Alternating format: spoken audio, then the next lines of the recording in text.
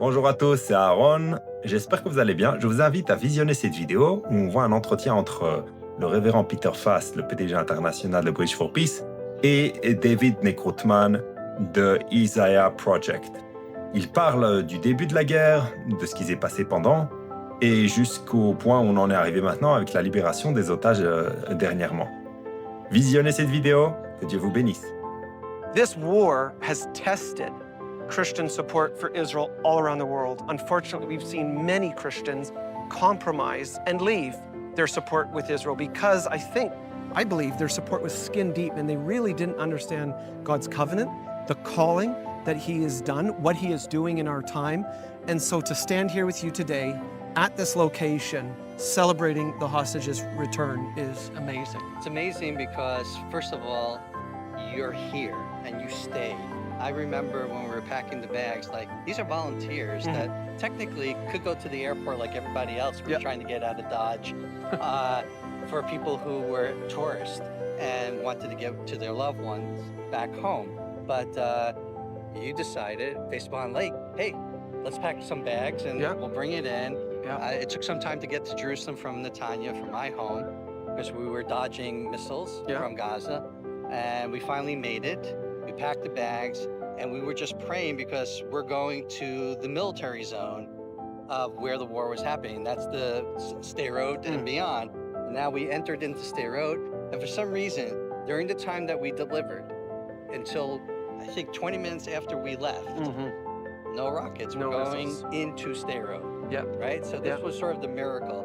But I would have to say, I think both of us understood that we're going to do God's work, and we're going to pray that we're going to return back to our families. But I think there was something in the back, at least from my mind, that I don't know if we're going to make it back home. For me too. Right? And therefore, there's a certain amount of acceptance of saying the rest is in God's hands. I can only do what I'm able to do in my control of my hands right now.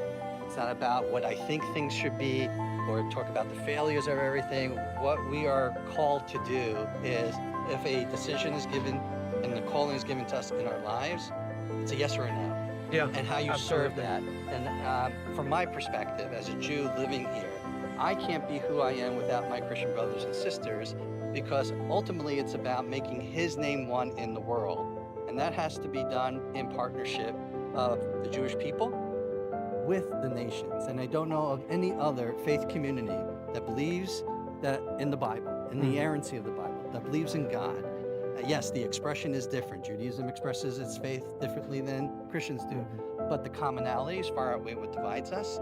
And what I've seen in the last 2 years, it's been harder and harder for you to stand in the gap for us because of the rise of anti-Semitism. And you stood bold in that courageous gap and saying, we're standing with the people of Israel. The honor is to do this with you and to show the world that Jews and Christians can work together for the benefit of God, to actualize His kingdom here. And we're doing this and helping people to rebuild their lives, because by rebuilding their lives, we become the conduit of the blessing to the world. Absolutely. This is covenantal faithfulness in action. You never see in the Bible people getting a download from God, so to speak, and then just sitting and doing nothing. God calls action. He calls people, He connects them together, and it's for His name. And I look at that right at the beginning. I mean, what I see in you and I is this like connection to Genesis 12:3. It's a connection to Genesis 15. It's a connection to the calling of Abraham, descendants, land, and through this relationship, there is going to be this symbiotic connection. The blessings that will go through the whole world. We're not supposed to be separate. We're not supposed to just think about something that makes us feel good. We're supposed to take action. Much of the church has failed in history, and there's been this chasm between Jews and Christians, but it's closing. This is just a miracle that we live in. You can hear the music in the back. We just came from a bunch of cheering Israelis watching these helicopters land with people that have been in dungeons, starved and abused since that horrific day. And Jews and Christians are working together. But the thing is that Christians are celebrating with the Jewish people about this day. They have been praying all 738 days for the hostages to return. So this is not just a Jewish people celebration. This is us celebrating together on the Feast of Tabernacles, which is a universal biblical holiday for the nations. That's why, biblically speaking, there were 70 offerings to represent the 70 nations back then, to represent the world. Right now on this day, I think everybody here is feeling something quite unique that we've never experienced beforehand. We can't explain why certain events turn out the way they are. I'll give you an example for the Bibas family, right? Where this is the babies came home in the coffins, and then the mother was supposed to be in the other coffin, wasn't there.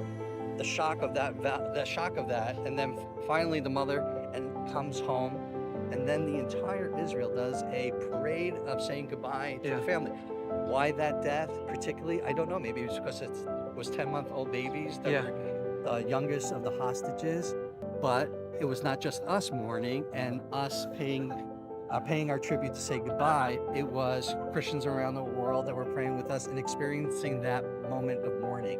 So just like where Solomon says in his book that we read, Kohelet, that there's a time for mourning, there's a time for joy, and this is the time for joy. Whatever you think of, whatever the deal is, doesn't matter. This is the moment that the government made a decision. The parents are now having the opportunity to be close to their loved ones who remain alive. Those will have closure for those who passed on, but they're able to bury their loved one.